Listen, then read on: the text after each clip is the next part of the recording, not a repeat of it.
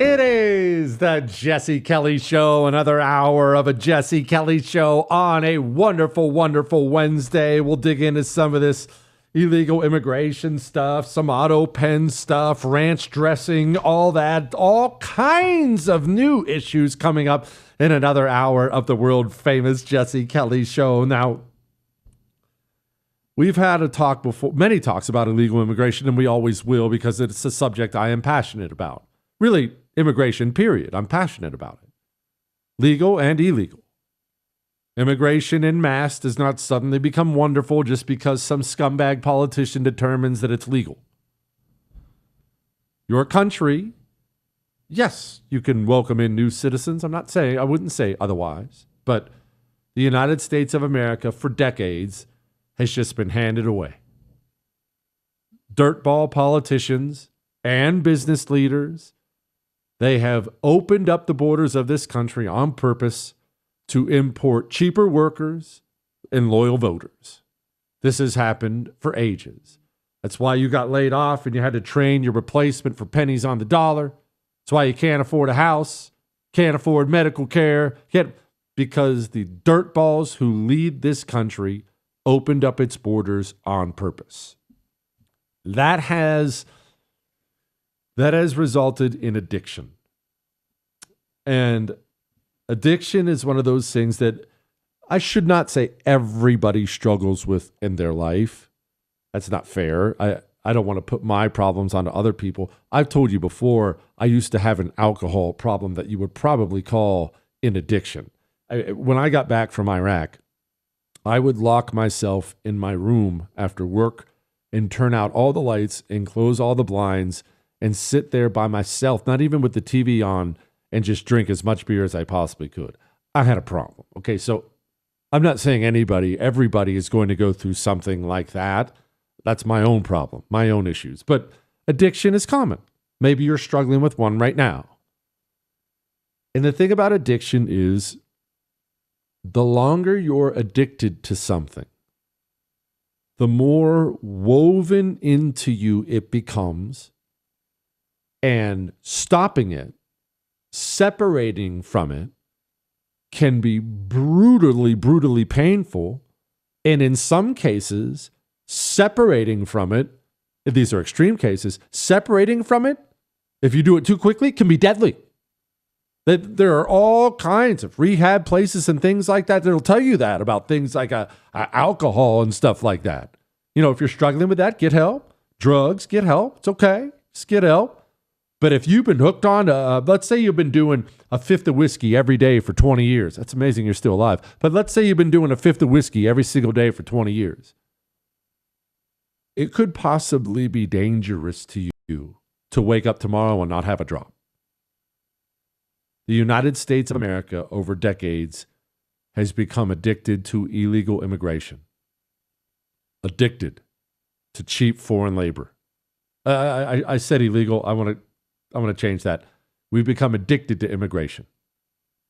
Businesses have become addicted to, we have a new project starting up. We could spend $200,000 and hire Americans, or hey, we could put in for some visas and pennies on the dollar. We get some people in here from India. It's happened time and time again. Businesses addicted to immigration, legal and illegal. Politicians addicted to immigration. Every part of it, every part of the system of the United States of America has, over a period of time, become seriously addicted to illegal immigration.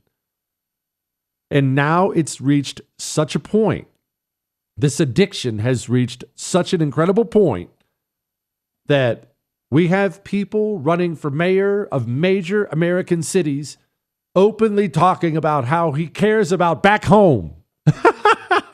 That's where it's brought us. Now, everything I just said there, I doubt you disagree with. This is true. But here's where it might get uncomfortable. The addiction, it's not only on the left. Why do you think? Remember, we talked about Trump and mentioning, the farmers and the hospitality industry. Remember when we talked about where that came from?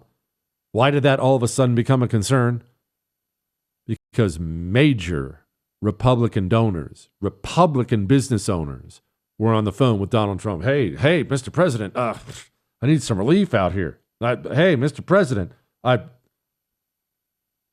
do you think that is? They're addicted too. Remember I told you, good point, Chris. Remember I told you about my meeting when I was running for Congress. All the local Republican donors, big shots, millionaires, they all wanted to find out who this young hothead was who's running for Congress. They didn't know anything about me. I'd never run for anything before.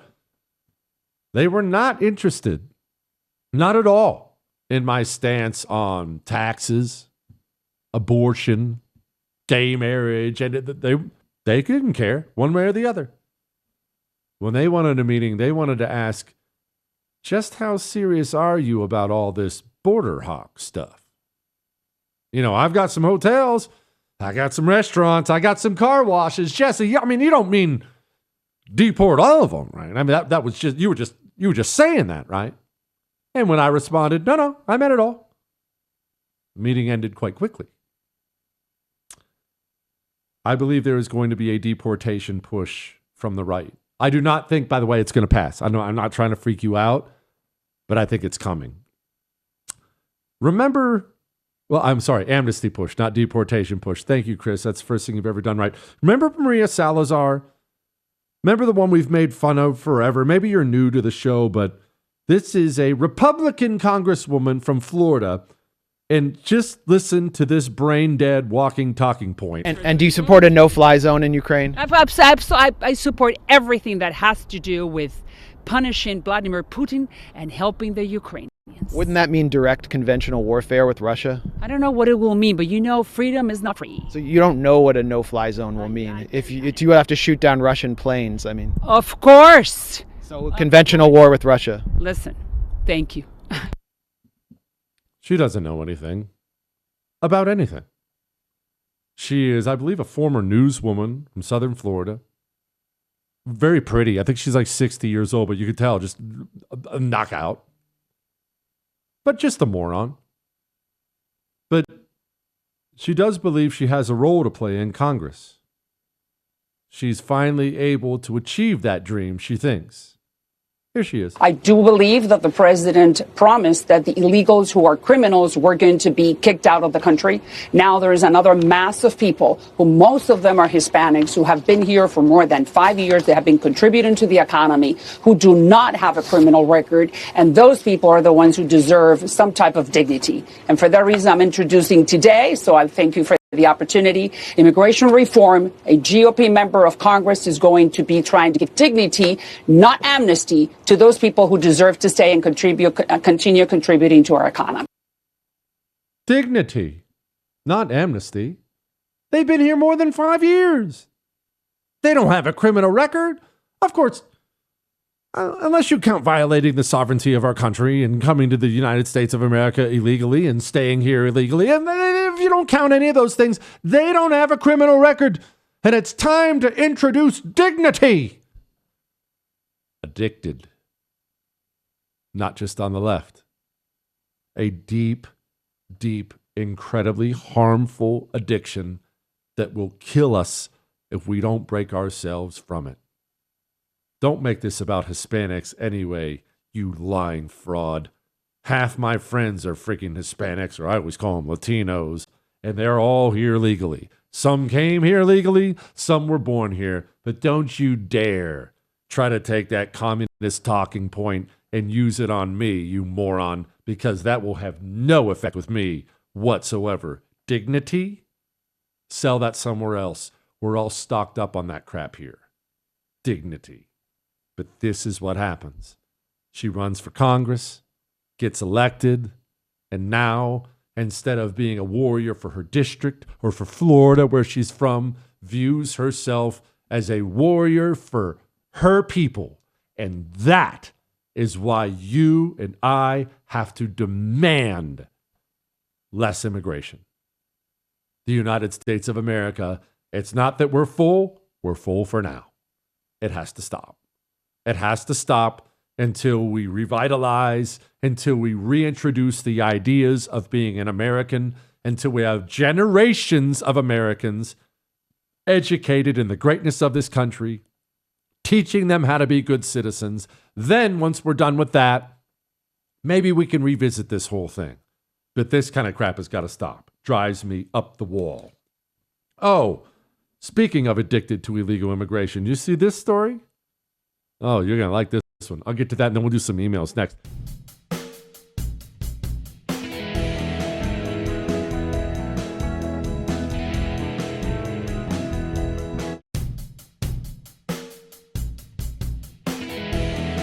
It is the Jesse Kelly Show. Remember, if you miss any part of the show, including laying out my whole theory on the Trump-Epstein stuff in the first hour, you can download the whole thing on iHeart, Spotify, iTunes now. Addicted to illegal immigration.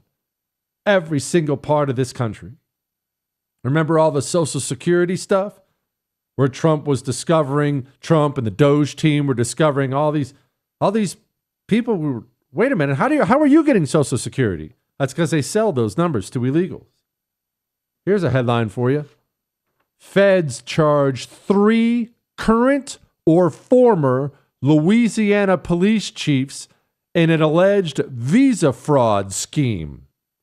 Former Louisiana police chiefs charged with taking bribes in exchange for filing false police reports that would allow non-citizens to seek a visa that lets certain crime victims stay in the U.S. Essentially, if you're a victim of X, Y, or Z, you get to stay. You don't get deported.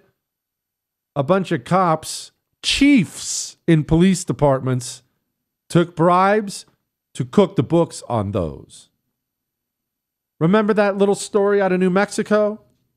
Where the judge ended up living with an illegal, posing with him and his wife posing with him for pictures. The drug of illegal immigration has been injected into the veins of the United States of America for decades, and it will take so long to break this addiction. But we must start, and we must be resolute, and we can't whine, and we can't falter at all. We certainly can't listen to ridiculous crap like this from Republicans. I do believe that the president promised that the illegals who are criminals were going to be kicked out of the country. Now there is another mass of people, who most of them are Hispanics, who have been here for more than 5 years. They have been contributing to the economy, who do not have a criminal record. And those people are the ones who deserve some type of dignity. And for that reason, I'm introducing today, so I thank you for the opportunity, immigration. We only get morons like that in Congress because of all this crap. Let's do some emails. It's been too heavy. I'm ready to stop. Big Hand Ranch King. I was listening to yesterday's show and you read an email about the best ranch dressing. I'm a little shocked of your answer. Yes, Ken's is the bomb, but you don't make your own ranch? It's super easy. Only takes a couple minutes per week. Hidden Valley Ranch packet, milk, mayo. He said, I go 50-50 mayo and sour cream. You can even spice it up and use buttermilk. Jesse, this is life-changing. Give it a try. Give me credit or take it as your own. I don't care. Just let the bar eat. 1, I'm going to take all the credit for this now. You don't get any credit. In fact, he said I can read his name. His name's Jesse. I wrote that to myself. I'm not giving out his name. What, Chris? I'm not going to. His name's Jesse. Oh, who's this from? Jesse Kelly. Oh, that sounds like a good ranch recipe. But also, you should know, Jesse, who wrote in that email, it's not the year 1815 where I have to go grow my own beets and cattle in order to have dinner. I'm not going to make my own ranch when they sell Hidden Valley and other kinds right there in the restaurant. Why would I do that? Oh, Chris, here we go. What, Chris? What? Chris, I understand they have the powder mix of ranch. You don't get to contribute to this conversation because you promised us authentic, homemade mustard like 25 years ago. And to this day, nobody has seen your mustard. Nobody's heard about your mustard. I certainly haven't tasted it. We work 5 feet from each other every single day. I would know if this mysterious mustard had appeared. Where's the mustard, Chris? Where's the what?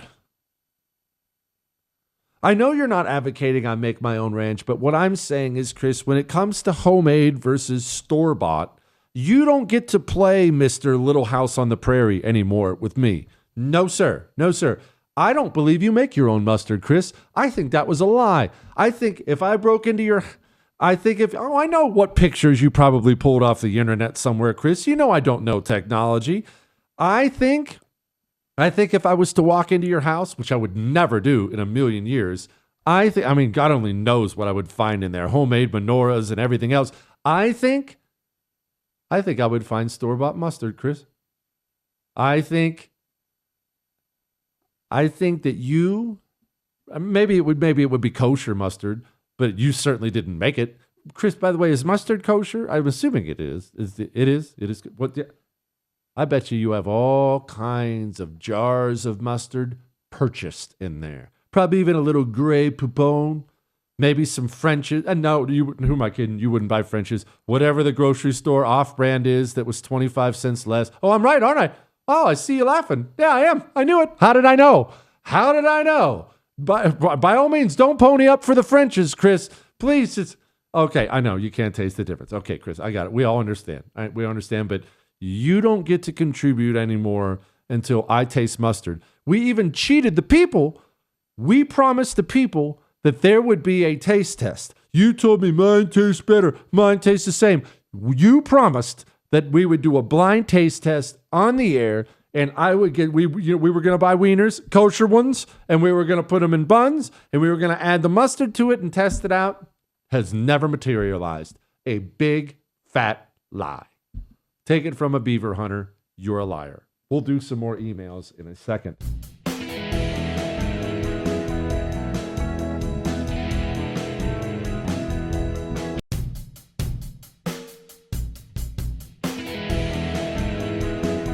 It is the Jesse Kelly Show on a wonderful, wonderful Wednesday. Remember, you can email the show your love, your hate, your death threats, whatever you'd like. Jesse@jessekellyshow.com. I love that the right is getting bolder. Bolder with speaking truth to the communists, because that really is, it may be the most effective anti-communism, is being bold enough to speak uncomfortable truths right to their faces. The communists thrived for years with our niceness. We rolled our eyes, we lowered our heads, but okay, let them go. But the right is developing teeth, and it blesses me. This exchange, Benny Thompson is one of these piece of garbage congressmen. Benny Thompson had an exchange today. This is a little long. I want you to listen to it. Listen how quickly he tries to shut things down when the truth is thrown in his face. The violence is getting out of control, and it is fueled by the demagoguery of politicians. Whether it is one of your members telling Axios that there needs to be blood to grab the attention of the press and the public, another saying civility isn't working and to prepare for violence, or even a member of this committee being arrested for forcibly impeding and interfering with federal officials, this escalation deserves condemnation.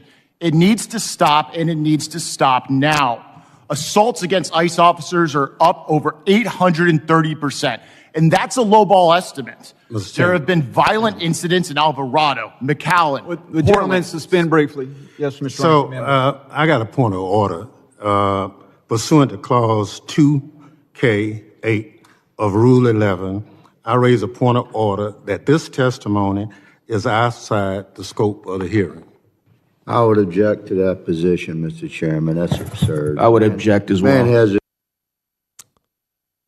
He brought up that as a result of Democrat rhetoric, ICE agents are being hunted in this country. Headline, Rhode Island Democrat smears ICE as Nazi Gestapo thugs for arresting illegal aliens. This is Maxwell Frost. No one with an eyes and a conscience can ignore what this really is. It's an internment camp, a place full of people who look like me, Latinos, Haitian men, subjugated to inhumane conditions under the guise of immigration enforcement. And it's disgusting. It's un-American. It demands oversight. That kind of rhetoric is taken as orders. When Democrats speak like that, they're Nazis, kidnappings, they're Nazis, kidnappings, Nazi, Nazi, Nazi, Nazi, Nazi. The mentally ill, demonic base of the Democrat Party, they hear marching orders. So now ICE agents have to wear masks or they risk their families being attacked. That's where we are as a country. Somebody decided to start speaking up about that in front of Congress. Benny Thompson knew what he was saying was true. That's why he shut it down, and that's why he made a futile effort to get it struck from the congressional testimony, because the truth is he knows it. Every single Democrat knows it. They know that's what they're doing. It's not as if they just use these crazy words and throw out these crazy accusations and then something random happens and they think, wow, I hope that wasn't a result of what I said. Oh, well, no. They know that will be the result because violence and intimidation have always been part of the communist tool belt. They understand it aids them, that people are afraid, that good people are afraid. ICE agents are afraid. Judges are afraid. Remember how quickly the Supreme Court started wilting and doing us wrong once an assassin was found outside of Brett Kavanaugh's house ready to shoot him in the head? Supreme Court got a lot more toned down, didn't it? The communists have always understood that they need to dial up their rhetoric, make it as crazy as humanly possible. Speak like this. Because it doesn't start at this Everglades detention center. It actually starts, to your point, when folks get pulled over for small traffic violations, end up in a local jail under an ICE hold, have no ability to seek due process. And the reality is that a lot of these folks don't have the money to even afford an attorney. And so you're creating an environment that is racially motivated, that is not going to keep anyone more safe because you're pulling law enforcement away from their actual jobs of going after a violent crime. That moron, maybe a moron, is a moron, but she knows the demonic Democrat base hears that and they hear marching orders and they will go forward to commit acts of violence. And the violence serves to intimidate their political opponents, which helps them. That's a fact. Do some emails. Jesse, the communists create new words to give license to violate our laws. This is along the lines of what I was just talking about. New magic word gives a license to kill ICE agents. Kidnapped. As in, I thought I was being kidnapped because ICE agents didn't have name tags. And so he's 100% right. His name is Ronald. 100% right. That's why they've shifted to using that term. Kidnapped. They're kidnapping people. Kidnapping people. You see, if a federal officer is arresting you for violating immigration law, for committing a crime of some kind, well, you can't violently fight back or you're the criminal. But if you say that federal officer is kidnapping people, kidnapping you, then you, when you fight back, you're not the criminal, you're the good guy. You're fighting against the bad guys, fighting against the criminals. This is how they build an army of demonic, violent lunatics. And they have built, I shouldn't say they build, they have built. It is built.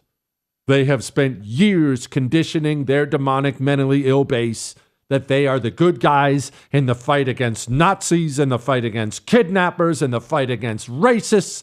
And they've drilled that rhetoric into the head of their base so many times. There are now legions of these people out there marching, protesting, rocks, shooting guns, Molotov cocktails. This is caused because the elite communists say to the street communists, go, there's the bad guys, hurt them, and the street communists obey. Jesse, yesterday you were answering a question about being a dad and mentioned all the cool stuff you get to do with your sons now. Not sympathy farming, but I did not have a father like that to teach me cool things. I now have a daughter of my own, and I would like to take her hunting and fishing and such, but I have no idea where to even begin. Any thoughts on this? I don't want to be a boring dad who just sits on the couch and watches TV with her things. Okay, first, I'm going to assume, we'll use hunting, for example. I'm going to assume because of the way you frame this that you don't know much about guns or hunting or something like that. Don't feel bad.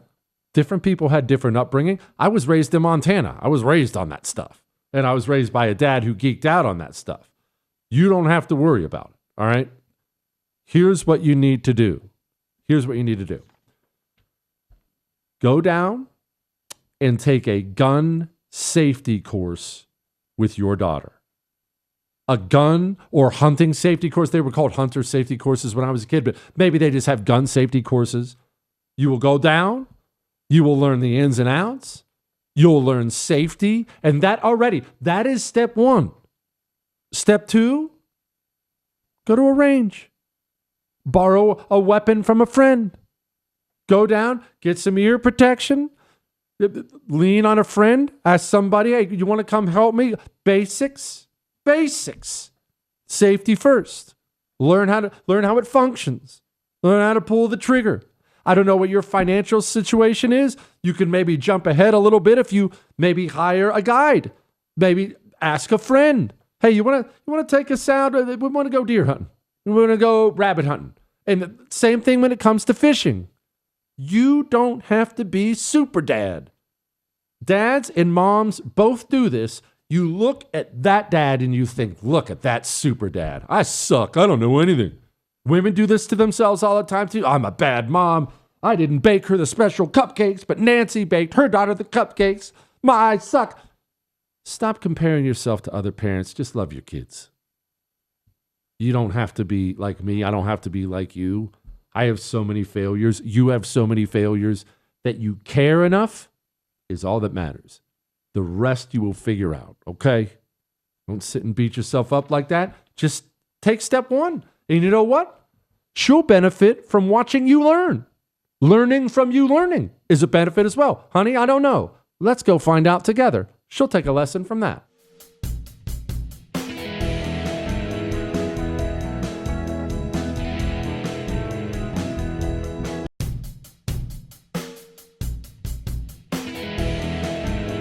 It is the Jesse Kelly Show on a wonderful Wednesday. Remember, if you miss any part of the show, you can download the whole thing, iHeart, Spotify, iTunes. Let's get to the emails, though, because we are behind, and I'm ready to hear from you. Jesse, what did you use to cap the beaver? A 22 would preserve more pelt, but a 300 short mag might make equal clean. Ooh, the dude said he heard they're delicious. I used a 17 HMR. It's a little bit bigger than a 22. I'm not a huge hunter anymore, but my dad taught me how to hunt. I've told you this before. When I was a kid, we're talking 5-6 years old. My dad would go rabbit hunting back in Ohio. We had beagles, dogs, and he used beagles to go rabbit hunting. And he'd be out there with his shotgun. Well, like any young man, I wanted to be like my dad, and I wanted to do whatever dad was doing. And I had all these toy guns because I was just kind of always like that. And I would take my toy gun out rabbit hunting with my dad, and I'd be pointing at the rabbits and shooting, nothing, right? 'Cause it's a toy gun when he was shooting it. So that's kind of how I grew up. And then we moved to Montana, and it was deer hunting and elk hunting and things like that. So my dad was a hunter. I don't know that I call myself a hunter. I did it with my dad. And I've done it some since then, but mostly with my dad. But he was also big on animals and the outdoors. If you want to see my dad rip your head off, go ahead and throw a wrapper or something like that down, a can or something. Go ahead and litter in the great outdoors and watch my dad come unglued on you. And when it came to animals, we either ate what we shot, or if it was something we didn't think we were going to eat, they have all kinds of different shelters you can donate the meat to in Montana. He insisted on that. When it comes to animals themselves, he's an animal lover, as honestly most hunters are. People who don't hunt don't get that, but most hunters are animal lovers. There's always a scumbag out there, I realize that, but most hunters are animal lovers. You did not wound an animal in my house. In my dad's house. If you, God forbid, did not land a kill shot on the animal and you wounded it, you will track that animal down. If it takes you days, you will track that animal down and you will find it and you will finish it because you don't want that animal to suffer. I may believe in removing pests. You know, I'll shoot all gophers all day long, but even then I don't hate gophers. They're a nuisance. They destroy your yard. The livestock will break legs on them. It's just, it's a pest. But even then I don't want them to suffer. With beaver, you're right, 22 might be enough, but beavers are pretty hardy, and I was worried about that, so I went up. That was a long way of saying, when in doubt, I mean, I was joking about the pelt. When in doubt, we always believed in using more than you needed. When in doubt, overkill is underrated, as the old saying goes. What, Chris? Chris said you might have been joking about the pelt, but you could still get it. Oh, I'll get another one, buddy. I'll be another one. Unless that beaver's friends have already put the word out that there's a beaver hunter over here, a beaver slayer, and he'll eat you up. Maybe that's the word they put out. What, Chris? Don't make that face. Jesse, along the lines of last night's show, wanting accountability and not to move on, I believe the auto pen piece is a distraction. It will be hard to prove that Biden didn't authorize absent an administrative official specifically stating they didn't get authorization. But I wanted to point out why it's critical to challenge the preemptive pardons, whether auto pen or not. Okay, so I'm not going to touch on all this because it's a long, but it's good email. And I want to make sure I kind of double down on what I told you last night about the auto pen stuff. Do you remember the Obama birth certificate stuff? If you're old enough, you remember. And Trump actually got down on that, but you're old enough to remember what it was in case you forgot or in case you're a little younger. I know we have kids who listen. We love that. There was, I'm not going to call it a conspiracy theory because there's some evidence out there, but there was a belief system that grew once Barack Obama got elected that he should not have been allowed to be president because the theory was he was not born in America. They say he was born somewhere else. You have to be born in America to be president. Therefore, he should get kicked out. And people would always ask me what I thought about it, And I could lay it all out for you, but I'm not going to bother right now. But the main point of what I would say when people asked was this. What difference does it make? Meaning, they're not going to kick him out. You know it and I know it. They're not going to kick him out. That doesn't mean we shouldn't look into it. I said the same thing back then. Look into it. Figure it out. Figure out what you believe. Figure out what's right, what's wrong. But go into it with a realistic expectation. They're not going to impeach him. They're not going to kick him out. You can grab all the documentation you want. Everything you're about to email me right now, I've seen it. And frankly, I believe a lot of it. It's fine. But they were never going to kick him out. So how much time do you waste treading water on it? But spinning your wheels is probably more what I was trying to say. But with the Biden auto pen stuff, did you know they already called some of his people in today and they're taking the fifth? I believe there is something there with the auto pen stuff. And that's me. I would tell you if it was a waste of time. No, I don't think Dr. Fauci's going to prison. I'm sorry.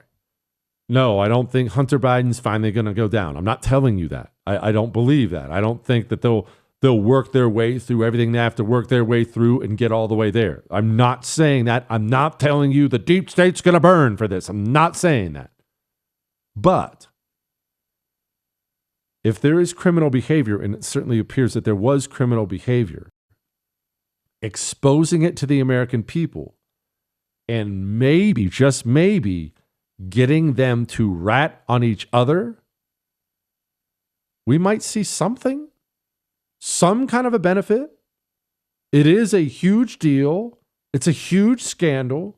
I'm not going to overpromise that we're going to see Fauci behind bars. As much as I want that, that's not going to happen. But we might get somewhere.